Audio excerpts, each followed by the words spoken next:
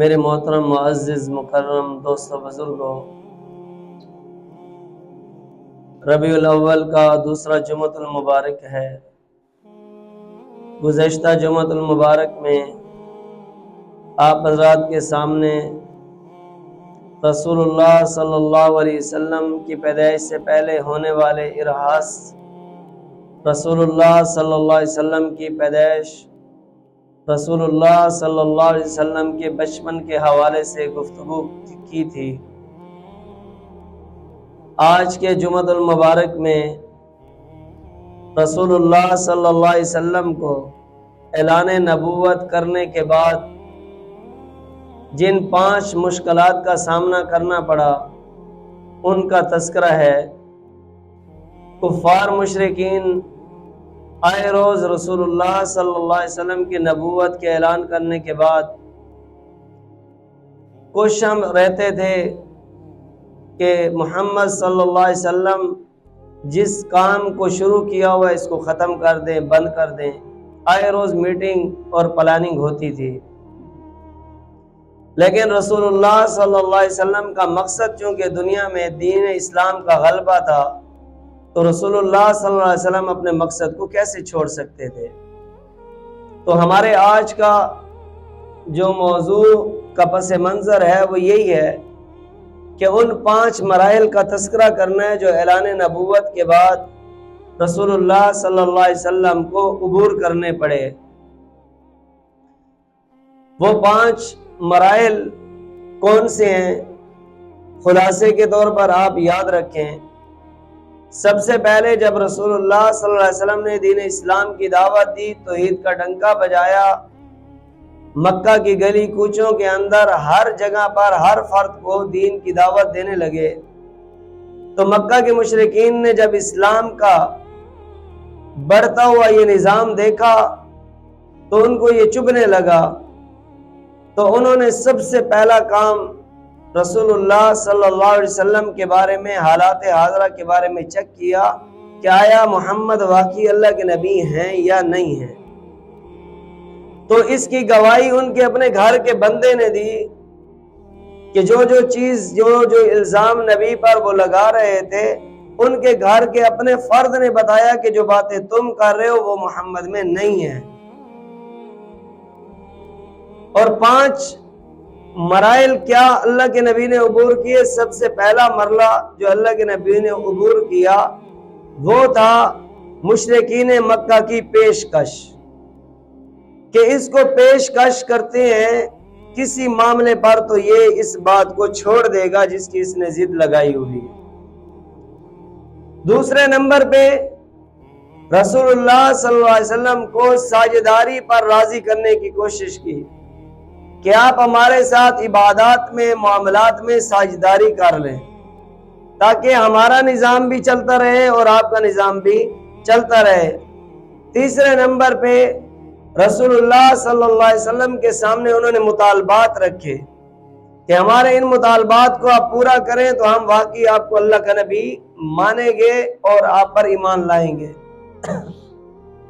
چوتھے نمبر پہ رسول اللہ صلی اللہ علیہ وسلم سے انہوں نے سوالات کا سلسلہ شروع کر دیا کہ اگر واقعی آپ اللہ کے سچے اور سچے نبی ہیں تو پھر ہمارے ان سوالات کا جواب دیں، اگر واقعی آپ کے پاس ان سوالات کے جوابات ہیں تو پھر ہم آپ کو نبی مانیں گے۔ اور پانچواں مرحلہ رسول اللہ صلی اللہ علیہ وسلم کے اظہار ثانی کا، کہ اللہ کے محبوب پیغمبر پر اتنے تکالیف کے پہاڑ ڈھا دیے کہ اللہ کے محبوب پیغمبر کو مجبوراً مکہ چھوڑ کے مدینہ جانا پڑا۔ تو یہ 5 مراحل اللہ کے نبی نے اپنی زندگی میں عبور کیے۔ تو پہلے نمبر پہ جو پیشکش کی، اس سے پہلے تمہید کے طور پر اس بات کو یاد رکھیں کہ جب اللہ کے نبی کی دعوت عام ہونے لگی، لوگوں میں اس کی ہلچل ہونے لگی، کیونکہ ابتدائی اسلام میں 3 سال تک اللہ کے محبوب پیغمبر نے اسلام کی دعوت، اسلام کے احکامات لوگوں میں مخفی طور پہ پھیلائے ہیں، فردن چپ کے اور جو بندہ اسلام قبول کر لیتا تو اس کو بھی یہی حکم تھا کہ اس کا پرچار فی الحال نہیں کرنا، آپ نے بھی اپنے دوست احباب رشتہ دار عزیز و اقارب میں چھپ چھپا کر آپ نے اس کی دعوت چلانی ہے۔ جب 3 سال کا عرصہ اسلام کی دعوت کو چلتے ہوئے گزر گیا تو پھر اللہ کے محبوب پیغمبر کو اللہ نے حکم دیا فَاسْتَعْ بِمَا تُؤْمَرْ وَأَعْرِضْ عَنِ الْمُشْرِكِينَ، اب ان کی پرواہ کرنا چھوڑ دیں مکہ کے لوگوں کی، اب وہ کر گزریے جس کا آپ کو حکم ہے، اب اعلان کر دیں آپ اسلام کا۔ جب اللہ کے محبوب پیغمبر نے اعلان دعوت دی تو اس وقت مکہ کے جو سردار تھے ان کو اور زیادہ یہ باتیں چبھنے لگ گئی کہ اب تو ہر بندہ اسلام کی طرف آئے گا۔ حتیٰ کہ مکہ کے جو سرداران تھے انہوں نے یہ کام شروع کر دیا کہ جب باہر کے لوگ حج کے موقع پہ حج کرنے کے لیے آتے تو راستے میں چوک چراہوں میں لوگوں کو کھڑا کر دیتے اور کہتے کہ جب کوئی بندہ مکہ میں داخل ہو تو ان کو بتا دیں کہ نعوذ باللہ محمد سے بچ کے رہنا، یہ نعوذ باللہ دیوانہ پن ہے اس کے اندر، اس کی بات نہیں سننا، اس کی طرف نہیں جانا۔ بہرحال ان بڑے بڑے سرداروں نے میٹنگ کی، سب کو جمع کیا اور پھر ایک شخص کا انتخاب کیا جس کا نام تھا ولید بن مغیرہ۔ اسے بلایا اور اس کو اپنی رائے بتائی اور اپنی جو میٹنگ تھی وہ بتائی کہ ہم محمد کے بارے میں یوں میٹنگ اور پروپیگنڈے اپنے جو کر رہے تھے وہ بتا رہے تھے کہ ہم اس کے بارے میں کچھ حل سوچنا چاہتے ہیں، آپ اس کے بارے میں بتائیں، آپ اس کے بارے میں کیا رائے رکھتے ہیں۔ تو ولید بن مغیرہ کہنے لگا کہ آپ مجھے اپنی رائے بتائیں، میں سنوں گا، جب آپ کی رائے میرے سامنے آئے گی تو پھر میں آپ کو جواب دوں گا۔ تو انہوں نے کہا کہ ہمیں تو نعوذ باللہ من ذالک محمد جو ہے یہ دیوانہ پن لگتا ہے، یعنی جنون ہے ان کو۔ تو ولید بن مغیرہ کہنے لگا کہ پاگل پنی کو میں اچھی طرح جانتا ہوں، محمد کے اندر یہ چیز نہیں ہے جو تم کہہ رہے ہو کہ یہ توحید کی دعوت دے رہے ہیں، یہ جو پیغام پہنچا رہے ہیں لوگوں میں پاگل پنی کی وجہ سے، نعوذ باللہ دیوانے پن کی وجہ سے کر رہے ہیں، تو میں اچھی طرح جانتا ہوں پاگل پن کیا ہوتا ہے، یہ پاگل پن نہیں ہے۔ کہا پھر یہ کوئی شعر و شاعری کرتے ہیں کہ جس سے لوگ متاثر ہو رہے ہیں؟ کہا کہ میں خود شاعر ہوں، میں شعر و شاعری کے سارے قوانین جانتا ہوں، یہ شاعر بھی نہیں ہے، میں نے اس کی باتیں سنی ہیں، یہ شاعر بھی نہیں ہے۔ اور کہا کہ پھر یہ کاہن ہے، کہانت والی باتیں جیسے پہلے لوگ کہا کرتے تھے، آسمان کی کچھ باتیں کچھ اپنا جھوٹ ملا کر لوگوں میں پیش کرتے تھے، تو کہا کہ یہ کاہن بھی نہیں ہے، ان کی باتیں سنو تو سچی اور سچی لگتی ہیں۔ کہا پھر نعوذ باللہ پاگل بھی نہیں ہے، کاہن بھی نہیں ہے، شاعر بھی نہیں ہے، تو پھر ان کے اوپر جادو ہوا ہوگا، یہ ساحر ہے۔ تو ولید بن مغیرہ کہنے لگا کہ اس پر یہ بات بھی نہیں ہے، لیکن آپ اس بات کو رٹا لگائیں اور یہ کریں تو یہ بات بنتی ہے، لیکن یہ بات بھی اس کے اندر ہے پھر بھی نہیں۔ بہرحال یہ میٹنگ برخاست ہوئی، ختم ہو گئی۔ تو ولید بن مغیرہ کے بارے میں اللہ نے سورۃ مدثر کی کچھ آیات نازل فرمائیں، ذرنی ومن خلقت وحیدا وجعلت له مالا ممدودا وبنین شہودا، یہ آیات ولید بن مغیرہ کے بارے میں نازل ہوئی۔ جب یہ میٹنگ برخاست ہو گئی، ختم ہو گئی، رسول اللہ صلی اللہ علیہ وسلم نے دین کی دعوت دینا شروع کر دی، لوگ اسلام میں داخل ہونا شروع ہو گئے۔ تو اب مشرکین مکہ ہر روز میٹنگ پہ میٹنگ، مشورے پہ مشورہ، ہر وقت ان کی پلاننگ اور پروپیگنڈا ہوتا تھا۔ تو ایک دن انہوں نے مشاورت کی کہ کیوں نہ ہم محمد سے ایک دفعہ بات کر کے دیکھیں۔ بھئی بات کون کرے گا؟ کہا بھئی ایک بندے کا انتخاب کریں جو اچھا خاصا سمجھدار، کہانت کو بھی جانتا ہو اور شعر و شاعری کو بھی جانتا ہو، جادوگری کو بھی جانتا ہو، ان معاملات کا ماہر ہو، وہ جا کر اس سے بات کرے کہ آخر محمد چاہتے کیا ہیں۔ تو انہوں نے عقبہ بن معیط کو عتبہ بن ربیعہ کو انہوں نے مقرر کیا اس بات پر کہ تم جاؤ اور جا کر محمد سے بات کرو۔ اب یہ پہلا مرحلہ جو رسول اللہ صلی اللہ علیہ وسلم کے سامنے پیش آ رہا ہے کفار مشرکین کی طرف سے۔ یہ گئے اللہ کے محبوب پیغمبر کے پاس، رسول اللہ صلی اللہ علیہ وسلم کی باتیں سننے لگے، اور پھر اس نے کچھ باتیں کی، اللہ کے محبوب پیغمبر اس کی باتیں سنتے رہے۔ تو اس نے سب سے پہلے اللہ کے محبوب پیغمبر سے یہ سوال کیا کہ اے محمد، کیا آپ بڑے حسب نسب والے نہیں ہیں؟ کہا اچھا خاصا حسب نسب والے ہو، اور ماشاءاللہ سمجھدار، اور ہر لحاظ سے تقویت اللہ نے آپ کو دی ہوئی ہے، تو یہ آپ نے یہ جو کام شروع کیا ہوا ہے مکہ کے اندر، اس کے کام کیا مقصد ہے اس کے کرنے کا؟ تو اللہ کے محبوب پیغمبر نے فرمایا کہ میں تو صرف اللہ کا پیغام پہنچا رہا ہوں آپ تک، اگر تم اس کو مان لو تو دارین میں، دنیا آخرت میں کامیاب ہو جاؤ گے، نہیں مانو گے تو نقصان میں جاؤ گے۔ عتبہ بن ربیعہ نے کہا کہ اگر آپ کا مقصد اس دعوت کا، اس پیغام کے دینے کا، یہ تفریق ڈالنے کا، مال بٹورنا مقصود ہے، تو ہم دنیا مکے کا آپ کو سب سے بڑا امیر زادہ بنا دیتے ہیں، سارے مال تیری جھولی میں ڈال دیتے ہیں، اور مہربانی کر کے جو کام تو کر رہا ہے اس کو بند کر دے۔ اللہ کے نبی نے فرمایا کہ میں مال کے لیے نہیں کر رہا۔ کہا کیا آپ کسی شہزادی سے شادی کرنا چاہتے ہیں تو حسین جمیل عورتوں کا انبار لگا دیں گے تیرے سامنے، اگر تم شادیاں کرنا چاہتے ہو تو عورتوں کے انبار لگ جائیں گے، ہم آپ کی یہ خواہش پوری کر دیتے ہیں۔ کہا میری خواہش یہ بھی نہیں ہے۔ کہا اچھا تم سرداری چاہتے ہو تو ہم آپ کو سردار بنا دیتے ہیں۔ کہا میں سرداری بھی نہیں چاہتا۔ کہا تم ریاست قائم کر کے حاکم بننا چاہتے ہو، بادشاہت حاصل کرنا چاہتے ہو تو ہم آپ کو حاکم بنا دیتے ہیں۔ تو اللہ کے محبوب پیغمبر نے فرمایا واللہ میں ان چیزوں میں سے کوئی چیز نہیں چاہتا۔ کہا پھر تم کیا چاہتے ہو؟ کہا هو الذی ارسل رسولہ بالہدی ودین الحق لیظہرہ علی الدین کلہ ولو کرہ المشرکون۔ میں تو چاہتا ہوں کہ اللہ نے مجھے جس مقصد کے لیے بھیجا کہ وہ مقصد پورا ہو جائے، تمام ادیان باطلہ کے اوپر دین اسلام غالب آ جائے، میرا مقصد یہ ہے بس۔ آپ بھی اس کلمے کو پڑھ لو، مکہ کے سارے لوگ پڑھ لیں، میرا اور کوئی مقصد نہیں، نہ مجھے پیسے چاہیے، دولت چاہیے، نہ مجھے سرداری چاہیے، نہ مجھے عورتیں چاہیے، نہ مجھے بادشاہت چاہیے، مجھے تو صرف اور صرف یہ چاہیے کہ جو میں آپ کو پیغام دے رہا ہوں اس پیغام کو قبول کر لیں۔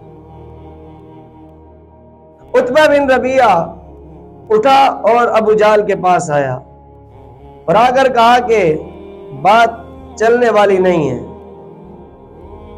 میں نے ہر طرح کی ہر بات ان کے سامنے ہر پیشکش رکھی ہے، لیکن انہوں نے ایک بات کو بھی نہیں لیا، انہوں نے ٹھکرا دیا اور انہوں نے یہی کہا کہ لا الہ الا اللہ پڑھ لو کامیاب ہو جاؤ۔ اب ان لوگوں نے پھر کچھ خاموشی اختیار کی، پھر اسلام میں 4 لوگ اور داخل ہوئے، حتیٰ کہ حضرت امیر حمزہ رضی اللہ تعالی عنہ رسول اللہ صلی اللہ علیہ وسلم کے سگے چچا، جب یہ اسلام میں داخل ہوئے تو ابو جہل پھر کھڑا ہو گیا، کہا کہ بھئی یہ تو بڑے بڑے سردار اس کے ہاتھ میں بیعت کر رہے ہیں اور یہ اپنے آباء و اجداد کا دین چھوڑ رہے ہیں، اب کچھ کرنا پڑے گا۔ اب پھر میٹنگ کی، اب دوسرا مرحلہ نبی کریم صلی اللہ علیہ وسلم کے سامنے آ گیا کہ بھئی اس طرح کرتے ہیں، پھر جاتے ہیں محمد سے بات کرتے ہیں۔ کیا بات کرنی ہے؟ کہ آپ اس طرح کرو کہ ہمارے ساتھ یہ جو میں نے آپ کو عتبہ بن ربیعہ کی بات بتائی، اللہ نے قرآن مجید کے اندر سورۃ حامیم سجدہ کی شروع کی جتنی آیات ہیں یہ اسی کی وضاحت کے لیے، اس کے جواب میں اللہ کے محبوب پیغمبر نے یہ آیات پڑھی، حامیم تنزیل من الرحمن الرحیم، کتاب فصلت آیاتہ قرآنا عربیا لقوم یعلمون بشیرا ونذیرا فاعرض اکثرهم فهم لا يسمعون. یہ ساری آیات شروع کی جتنی بھی ہیں یہ قرآن مجید کی حامیم سورۃ حامیم سجدہ کی، یہ اس عتبہ بن ربیعہ کے جواب میں اللہ کے محبوب پیغمبر نے پڑھی، ان کو جواب دیا. اب میٹنگ ہوئی، اللہ کے محبوب پیغمبر کے پاس آ گئے کچھ لوگ اور آ کر کہنے لگے اچھا تم پیشکش قبول نہیں کر رہے تو ساجداری کر لو ہمارے ساتھ. بھائی ساجداری کس چیز کی؟ جو عبادات ہیں ان کے اندر ایک دوسرے کا خیال کر لیتے ہیں. ایک سال تم ہمارے بتوں کی عبادت کرو ہمارے ساتھ مل کر، اور ایک سال ہم تمہارے ساتھ مل کے تیرے خدا کی عبادت کرتے ہیں. اگر یوں نہیں تو یوں کرتے ہیں کہ تم ہمارے معبودوں کو گالیاں نہ دو، ان کو برا بھلا نہ کہو، ان کا انکار نہ کرو، ہم تمہارے خدا کے بارے میں کچھ نہیں کہتے. کسی بات پر آ جاؤ تاکہ ہم اپنا کام چلا سکے، تم اپنا کام چلا سکو. تو اللہ کے محبوب پیغمبر کو اللہ نے کیا پیغام دیا؟ قل یا ایھا الکافرون.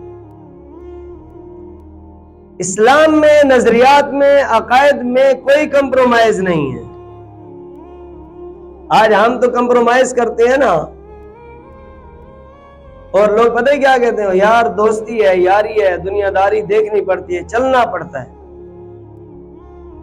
اور لوگ اس کو مذاق میں لیتے ہیں. کہتے ہیں کیا کریں جی، دنیا داری ہے، کرنا پڑتا ہے. میرے بھائی اللہ کے محبوب پیغمبر نے مکہ میں اپنے رشتہ داروں کو چھوڑ دیا. صحابہ کرام جو ہجرت کر کے مدینہ گئے، مکہ میں اپنے بیوی بچے جو اسلام سے ہٹ گئے ان کو چھوڑ دیا. جب وہ چھوڑ سکتے ہیں تو میرے تیرے لیے کوئی عذر نہیں ہے. اور پھر مذاق کی ہنسی منہ پہ نہیں، کیا کریں جی، نظام نہیں چلتا، رشتہ دار ناراض ہوتے ہیں، دوست احباب کی پارٹیاں ختم ہو جائیں گی. اللہ نے اللہ کے محبوب پیغمبر کو کیا حکم دیا؟ سنو، قل یا ایھا الکافرون، اور لفظ کا خطاب کر کے دیا. اے محبوب پیغمبر کافروں کو خطاب کر کے کہو لا اعبد ما تعبدون، ساجداری نہیں چل سکتی. تم بتوں کو عبادت کرتے ہوئے خدا کو کبھی بھی نہیں مان سکتے، اور میں خدا کو مانتے ہوئے کبھی تمہارے بتوں کی عبادت نہیں کر سکتا. تمہیں بت چھوڑنے ہوں گے، تمہیں غیر اللہ کو چھوڑنا ہوگا، تمہیں باطل کو چھوڑنا ہوگا، پھر اسلام پہ آنا ہوگا، رسول اللہ صلی اللہ علیہ وسلم کے دین پہ آنا ہوگا، اللہ کے سامنے سر جھکانا ہوگا. کوئی کمپرومائز نہیں. اور آخری آیت کیا ہے؟ لکم دینکم ولی دین. اگر عام لفظوں میں، سادے جٹکے لفظوں میں اس کا معنی کیا جائے تو اس کا معنی بنتا ہے تمہیں تمہارا دین مبارک، ہمیں ہمارا دین مبارک. انجام کے لیے تیار رہو. بس تم اگر ضد پہ کھڑے ہو نا تو پھر کھڑے رہو، پھر انجام کے لیے تیار رہو. یہ کیا تھا کہ رسول اللہ صلی اللہ علیہ وسلم کو حکم ہے کہ کمپرومائز نہیں ہے دین کے اندر. اپنے نظریات عقائد کے اوپر پختہ رہو. اب مکہ کے جو لوگ تھے، جو سردار تھے، وہ اس سے بھی مایوس ہو کر چلے گئے، حتیٰ کہ انہوں نے حضرت علی المرتضیٰ کے والد ابو طالب کو جا کر محمد صلی اللہ علیہ وسلم کی شکایت کی. ان بچوں کو سمجھاؤ، ان کو جا کر محمد صلی اللہ علیہ وسلم کی شکایت کی کہ آپ اپنے بھتیجے کو سمجھائیں، یہ کیا تفریق ڈالی ہوئی ہے رشتہ داروں کے اندر. تو حضرت علی المرتضیٰ کے والد ابو طالب نے حضرت محمد صلی اللہ علیہ وسلم کو، اللہ کے محبوب پیغمبر کو جا کر یہ بات کی کہ مکہ کے لوگ تو یوں باتیں کر رہے ہیں، کیا کرنا ہے؟ تو اللہ کے نبی نے فرمایا ایک ہاتھ پہ چاند رکھ دو، ایک ہاتھ پہ سورج رکھ دو، جو کہ ایک ناممکن چیز ہے. میں یہ پھر بھی برداشت کر لوں گا، لیکن اللہ کے دین کی دعوت دینا چھوڑ دوں، یہ نہیں ہو سکتا، یہ نہیں ہو سکتا. اب تیسرا مرحلہ آیا. اب مکہ کے لوگوں نے، سرداروں نے اکٹھے ہو کر اللہ کے محبوب پیغمبر کے پاس اپنا مطالبہ رکھا پہلے پیشکش کی کہ کسی طرح ہماری بات کو مان لے. اللہ کے نبی نے نہیں مانا تو پھر کیا کر دی؟ ساجداری پہ آ گئے کہ آدھا آدھا 50-50 کر لیں. اللہ کے نبی نہیں آئے تو پھر مطالبات پہ آ گئے، ہمارے مطالبے پورے کرو. مطالبات کیا ہیں؟ سب سے پہلا مطالبہ یہ ہے کہ مکہ کی سرزمین تنگ ہے اور آس پاس سارے پہاڑ ہیں، تو جس اللہ کا تم نام لے کر اس کی دعوت دے رہے ہو اس اللہ کو کہو کہ یہ پہاڑ یہاں سے ہٹائے، تاکہ وسعت ہو زمین کے اندر، لوگ سرسبزی کے ساتھ اور خوش دلی کے ساتھ، لوگ فراخی کے ساتھ رہ سکیں، لوگ یہاں صحیح طریقے سے آباد ہو سکیں. دوسرا مطالبہ یہ ہے کہ جس طرح شام کے اندر نہروں کا سلسلہ ہے، ایسے یہاں مکہ میں بھی نہری نظام، یہاں پانی کا نظام عام کیا جائے، یہاں نہریں چلائی جائیں، پہاڑ ہٹائے جائیں اور یہاں پہ نہریں چلائی جائیں. اور تیسرا مطالبہ یہ ہے کہ ہمارے جو آباء و اجداد مر چکے ہیں ان کو زندہ کیا جائے، تاکہ ہم ان سے آپ کے بارے میں پوچھیں کہ آیا کہ یہ جو محمد دین لایا ہے، جو یہ دعوت دے رہا ہے، یہ سچ ہے یا غلط ہے، تاکہ ہم آپ کی تصدیق کریں یا آپ کی تکذیب کریں. اچھا، اور مطالبہ کیا ہے؟ اور مطالبہ یہ ہے کہ اللہ کو کہو کہ اپنا ایک فرشتہ بھیجے آسمان سے جو تمہارے ساتھ ساتھ چلے، جب تم کسی بات کی دعوت دو تو وہ ساتھ ساتھ تصدیق کرے. اچھا، اور مطالبہ کیا ہے؟ اور مطالبہ یہ ہے کہ اگر یہ سارے کام نہیں ہوتے، ہم نہیں مانتے آپ، پھر اپنے اللہ کو کہو ہم پہ عذاب بھیج کے دکھائے. اگر تم واقعی اللہ کے سچے نبی ہو تو پھر عذاب آئے ہم پر، ہمیں بھی پتہ چلے کہ واقعی آپ اللہ کے پیغمبر ہو. تو اللہ کے محبوب پیغمبر نے کیا فرمایا؟ هو الذی ارسل رسولہ بالہدی ودین الحق لیظہرہ علی الدین کلہ ولو کری المشرکون. اللہ نے کیا حکم دیا؟ یا ایھا الرسول بلغ ما انزل الیک من ربک. آپ کا کام ہے ان تک اپنے رب کا پیغام پہنچانا، مانے نہ مانے. آپ کے ذمہ کیا ہے؟ جیسے وہ لوگ ہوتے ہیں نا، شادی کے لیے انوائٹنگ کارڈ دینے جاتے ہیں، انوائٹ کرنے کے لیے کہ جی فلاں کی طرف سے آپ کو یہ دعوت ہے.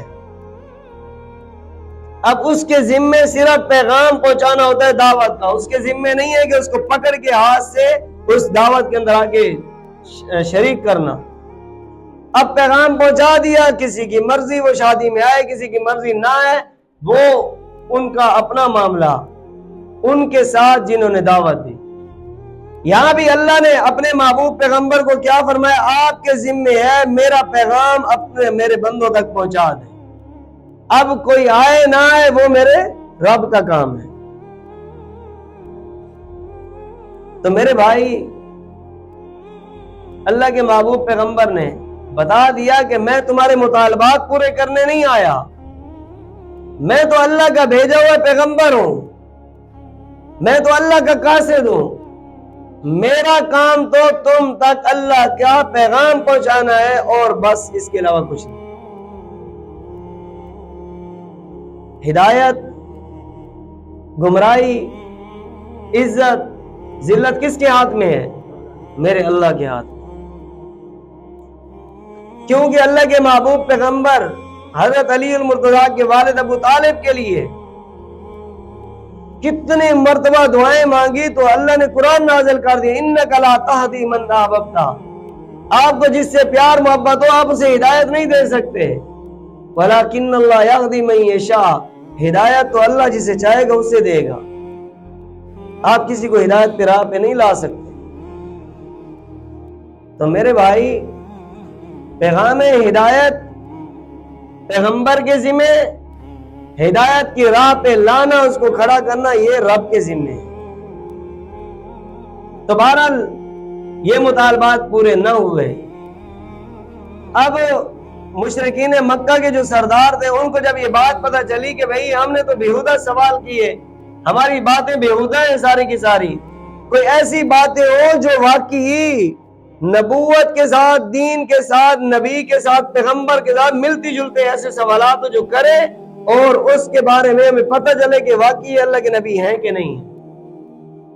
اب بات طے ہوئی کہ مدینہ کے اندر اہل کتاب علماء کرام موجود ہیں، وہاں پہ جائیں، ان سے جا کر پوچھیں کہ پہلی کتابوں کے اندر نبی کے متعلق علامات اور نشانیاں کیا بتائی گئی ہیں، کیونکہ مکہ میں ایک شخص جس کا نام محمد ہے وہ نبوت کا اعلان کر چکا ہے کہ میں اللہ کا پیغمبر ہوں۔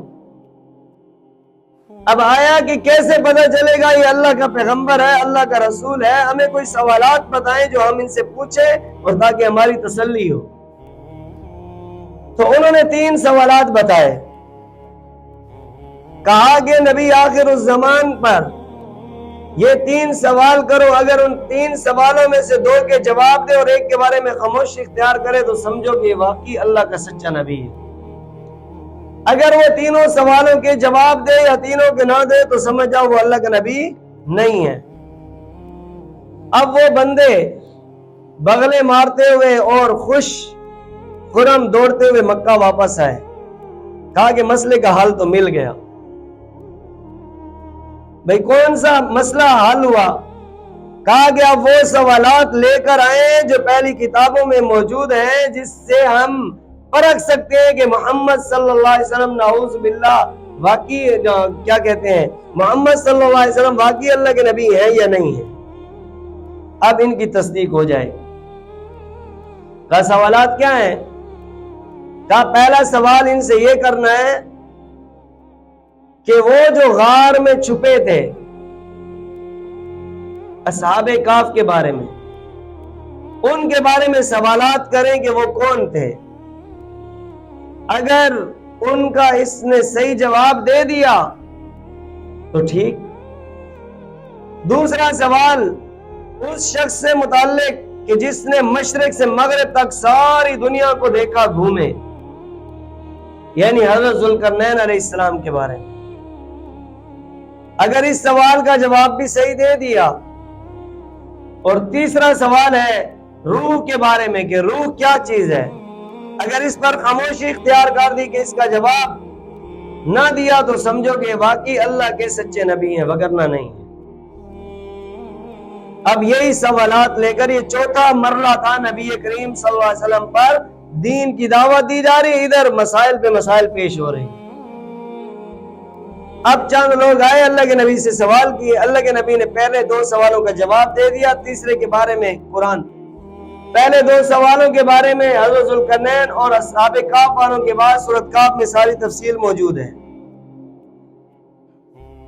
اور تیسرا سوال اس کے بارے میں اللہ نے قرآن میں ارشاد فرما دیا وَيَسْأَلُونَكَ عَنِ الرُّوحِ، روح کے بارے میں یہ پوچھتے ہیں آپ سے، قُلِ الرُّوحُ مِنْ أَمْرِ رَبِّي، کہ روح تو میرے رب کے حکم کو کہتے ہیں۔ بس یہ اللہ کے محبوب پیغمبر نے اتنی سی بات کی کہ روح امر ربی ہے، اس کی حقیقت کیا ہے وہ کون جانتا ہے؟ میرا اللہ جانتا ہے۔ تو اب ابو جہل کی آنکھیں باہر نکل آئیں کہ یہ تو بات تو سچی ہو گئی، یہ تو واقعی جو بات کر رہے تھے یہ تو واقعی تصدیق ہو گئی، یہ تو واقعی اللہ کے نبی نکلے۔ اب مانتے ہیں تو سرداری جاتی ہے، نہیں مانتے تو اب مکہ کے لوگ سارے جاتے ہیں۔ اب 5واں مرحلہ نبی کریم صلی اللہ علیہ وسلم پہ جو آیا وہ بڑا مشکل مرحلہ تھا۔ اب لوگوں نے رسول اللہ صلی اللہ علیہ وسلم کو تکلیف دینا شروع کر دی۔ تکلیف کا سلسلہ بھی عقبہ بن معیط سے شروع کیا۔ یہ اور ابی بن خلف یہ دوست تھے اور ایسے ظالم تھے، رسول اللہ صلی اللہ علیہ وسلم کے بارے میں ہر وقت کوشاں رہتے تھے اللہ کے نبی کو تکلیف پہنچانے۔ اللہ کے نبی حتیم کے اندر نماز پڑھ رہے ہیں، اس نے جب اللہ کے نبی کو دیکھا تو اس نے اپنے گلے سے کپڑا چادر جو تھی نکالی اور اللہ کے محبوب پیغمبر کے گلے میں ڈال کے اس کو دبایا، حتیٰ کہ رسول اللہ صلی اللہ علیہ وسلم نیچے گر پڑے، اتنا زور سے دبایا اللہ کے محبوب پیغمبر کے گلے کو۔ کس بات پر؟ کہ یا محمد مکہ چھوڑ دیں گے، یا محمد کا دین چھوڑ دیں گے، دین کی دعوت چھوڑ دیں گے۔ لیکن اللہ کے محبوب پیغمبر نے اپنی دعوت نہیں چھوڑی، اسلام کی بات نہیں چھوڑی۔ ایک دفعہ ایسے ہوا، اللہ کے محبوب پیغمبر نماز پڑھ رہے ہیں حرم کے اندر، اور ایک سائیڈ پہ ابو جہل نے ٹولی لگائی ہوئی ہے، عتبہ بن معیط، ابو جہل، ابی بن خلف، یہ بڑے بڑے سارے عتبہ شیبہ جیسے لوگ بیٹھے ہوئے تھے، سرداروں کی محفل تھی، سردار اکٹھے تھے۔ اللہ کے محبوب پیغمبر نماز پڑھ رہے ہیں تو ابو جہل نے کہا کہ وہ جو اوچھ پڑی ہوئی ہے، اوجھری جس اونٹ کی، اب وہ پتہ نہیں کب کی پڑی ہوئی تھی، آپ کو پتہ ہے کہ ویسے بھی بدبو آتی ہے اس سے گندی، کیونکہ اس میں چارہ بہت سارا گلا ہوا گندگی بھری ہوئی ہوتی ہے، ویسے بھی بندہ اس کے قریب سے گزرے تو ناک پہ ہاتھ لگا کے گزرتا ہے، اور وہ اس کا دین گزرتے رہے تو وہ اور گندگی پھیلاتی ہے، اور پھر بھاری بھرکم وہ بھی اونٹ کی۔ تو ابو جہل نے کہا کہ یہ اوج اٹھا کر محمد پر کون ڈالے گا؟ 1 2 3 4 ایسے بات چل رہی تھی تو ابو جہل نے کہا کہ عقبہ بن معیط کر سکتا ہے۔ یہ ظالم اٹھا، انتظار میں تھا کہ اللہ کے نبی جب سجدے میں جائیں گے۔ اللہ کے محبوب پیغمبر نے جب سجدے میں سر رکھا تو اس نے وہ اوج اٹھائی اور اللہ کے نبی کے اوپر رکھ دی۔ امام الانبیاء ہیں، اوج ڈال دی۔ اللہ کے محبوب پیغمبر کی بیٹی حضرت زینب رضی اللہ تعالی عنہ 4 سے 5 سال روایات میں آتا ہے اس کی عمر تھی، یہ دوڑتی ہوئی آئی اور کھینچا، ہٹایا، اور اللہ کے محبوب پیغمبر نے اپنا سر اٹھایا تو اللہ کے محبوب پیغمبر نے اپنی بیٹی کو تسلی دی اور پھر اپنے ہاتھ اٹھائے اور ان تمام ظالموں کے نام چن چن کے اللہ سے بد دعا کی۔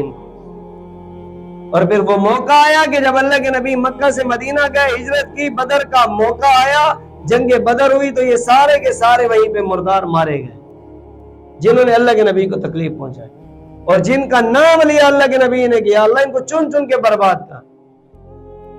یاد رکھیں وہ دعا کہ جو نبی مانگے، وہ دعا جس پر آمین کہنے والے فرشتے ہو، وہ کبھی رد نہیں ہوتی، دنیا میں اللہ دکھا دیتے ہیں اسے۔ ایک دن ایسا ہوا کہ اللہ کے محبوب پیغمبر بیٹھے ہوئے تھے تو عقبہ بن معیط آیا اللہ کے محبوب پیغمبر کی محفل میں آ کر اللہ کے نبی کی باتیں سننے لگا، اور سنتے سنتے اس کا دوست ابی بن خلف جب وہ مسجد میں آیا تو یہ اٹھ کے اس کے پاس چلا گیا، تو اس نے کہا مجھ سے بات نہ کر، نہ میں تیرے ساتھ بولوں گا نہ تیرے ساتھ چلوں گا، ایک کام جب تک تو نہیں کرے گا۔ کہا کون سا؟ میرے بھائی صرف نبی کا نام لینا یہ بہت آسان ہے، نبی کی زندگی کو اپنی زندگی میں اپنانا یہ بڑا مشکل کام ہے۔ وہ ایک شخص آیا نا اللہ کے نبی کے پاس اور آ کر کہنے لگا یا رسول اللہ مجھے آپ سے بڑی محبت ہے۔ اللہ کے نبی نے فرمایا یہ آسان بات نہیں ہے، سوچ کے کہو۔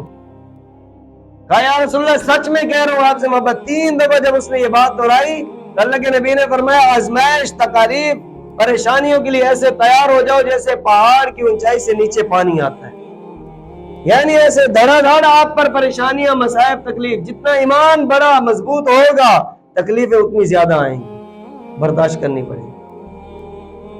اب ابی بن خلف نے عقبہ بن معیط کو کہا کہ تب تک میں تجھ سے بات نہیں کروں گا جب تک ایک کام اب تو میرا نہیں کرے گا۔ تو عقبہ بن معیط نے کہا کہ بتاؤ کیا کام ہے؟ ہماری زبان میں جیسے کہتے ہیں نا لنگوٹی یار ہے، تو یہ لنگوٹی یار تھے۔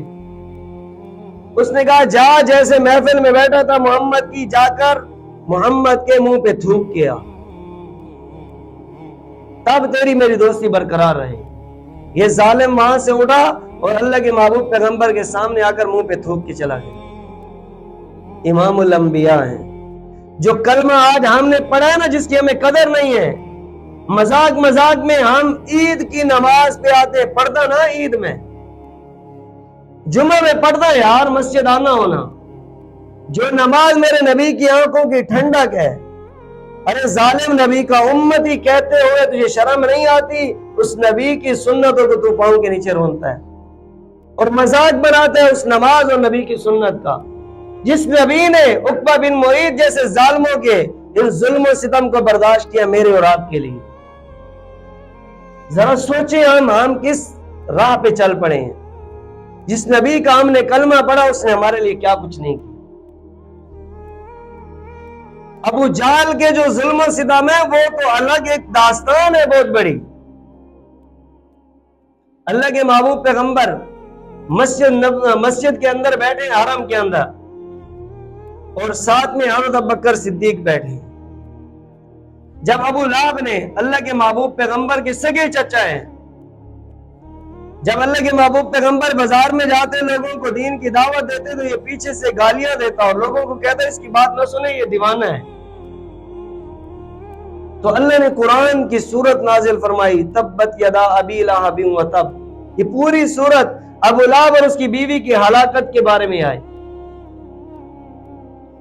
تو ابو لہب کی بیوی، اس نے کیا کیا؟ جب اس کو یہ بات پہنچی کہ بھائی میرے بارے میں یوں مذمت میری ہوئی ہے، تو اس نے ایک پتھر اٹھایا اور اللہ کے نبی کو ڈھونڈنے کے لیے حرم میں آ گئی۔ اللہ کا کرنا ایسا ہوا کہ اللہ نے اس کی آنکھوں پہ ایسے پردہ ڈالا کہ ابو بکر تو نظر آتے تھے، اللہ کے نبی نظر نہیں آتے تھے۔ حضرت ابوبکر صدیق کے پاس کھڑے ہو کر کہتی ہے کہ محمد کہاں ہے؟ کہا کیوں؟ کہا مجھے پتا چلا کہ وہ میرے بارے میں میرے خلاف باتیں کرتا ہے، میں پتھر اس کو مارنے آئی ہوں، آج میں اس کو چھوڑنے نہیں لگی۔ اور محمد نہیں کہتی تھی، مزمم کہتی تھی۔ مزمم کا معنی برے آدمی۔ اللہ کے محبوب پیغمبر فرمایا کرتے تھے کہ اللہ نے کیا شان میری رکھی کہ ان لوگوں پہ، کیونکہ یہ مزمم کو گالیاں دیتے ہیں، محمد، میرا نام تو محمد تھا، ان کے منہ پہ اللہ نے میرا نام ہی مٹا دیا، یہ میرا نام ہی نہیں لا سکتے۔ تو اللہ نے پردہ ایسے ڈالا آنکھوں پہ کہ ابو لہب کی بیوی کو ابو بکر، حضرت ابوبکر صدیق تو نظر آتے تھے لیکن محمد صلی اللہ علیہ وسلم نظر نہیں آتے۔ ان تنصر اللہ ینصرکم ویثبت اقدامکم، دین پہ چلو گے، دین کی مدد کرو گے، اللہ تمہاری مدد بھی کرے گا، اللہ تمہیں سہارا بھی دے گا۔ اللہ کے محبوب پیغمبر ایک جگہ بیٹھے ہیں، ابی بن خلف آیا،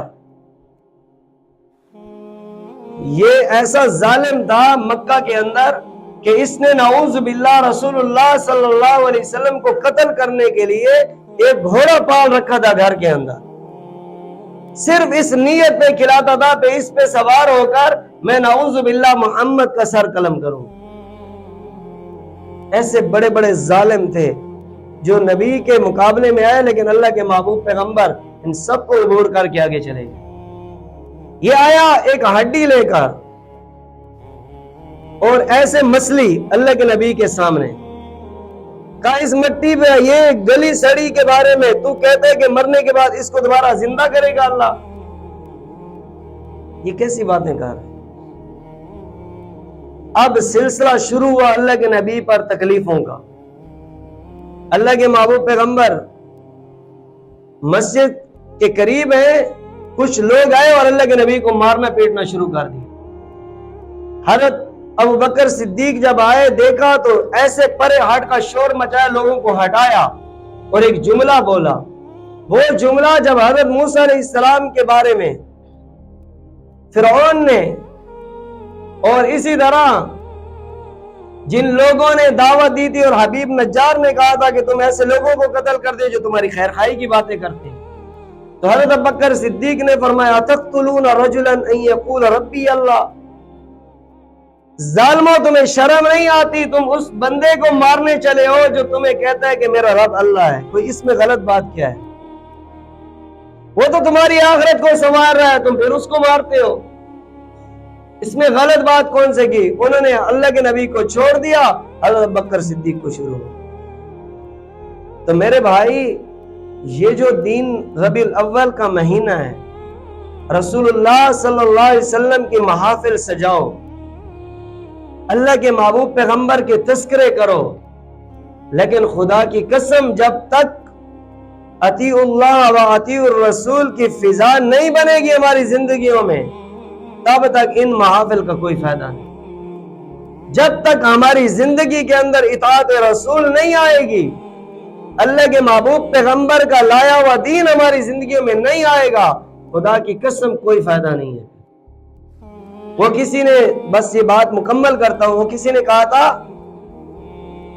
کہ قرآن جب تک مردوں کے ایصال ثواب کے لیے اور مٹھائی اور کھانوں پہ پڑھا جائے گا تو زندہ لوگوں کی زندگیوں میں کبھی تبدیلی نہیں آئے گی۔ زندہ لوگوں کی زندگیوں میں کبھی تبدیلی نہیں آئے گی، کیونکہ ہم نے ایک رسم بنا رکھی ہے، مرے گا ایصال ثواب کرو جی، بس ختم۔ جو زندہ ہے وہ اپنی مرضی کی زندگی گزار رہے، مرے گا پھر اس پہ ایصال ثواب کریں گے، بس ختم۔ میرے بھائی، اللہ کے نبی اس کے لیے نہیں آئے، ہم نے مقصد ہی چھوڑ دیا نبی کا۔ قرآن کے 3 حق وہ ہیں، ان تینوں حق میں یہ تو ہے ہی نہیں۔ قرآن کو پڑھو، قرآن کو سمجھو، پھر قرآن پہ عمل کرو۔ تیسرے مراحل میں ایصال ثواب کی بات آتی ہے۔ ہم نے کبھی قرآن کھولا نہیں، پڑھواتے ہم باہر کے لوگوں سے، کھلاتے ہم کسی اور کو ہیں، اور ہم پتہ نہیں کیا کیا ارادے رکھتے ہیں۔ اللہ تعالیٰ سے دعا ہے کہ اللہ تعالیٰ ہم سب کو رسول اللہ صلی اللہ علیہ وسلم کے اس مبارک دین کی قدر کرنے کی، نبی کے امتی ہونے کی شکر گزاری کرنے کی، اور رسول اللہ صلی اللہ علیہ وسلم کی سچی اتباع کرنے کی اللہ میں توفیق عطا فرمائے۔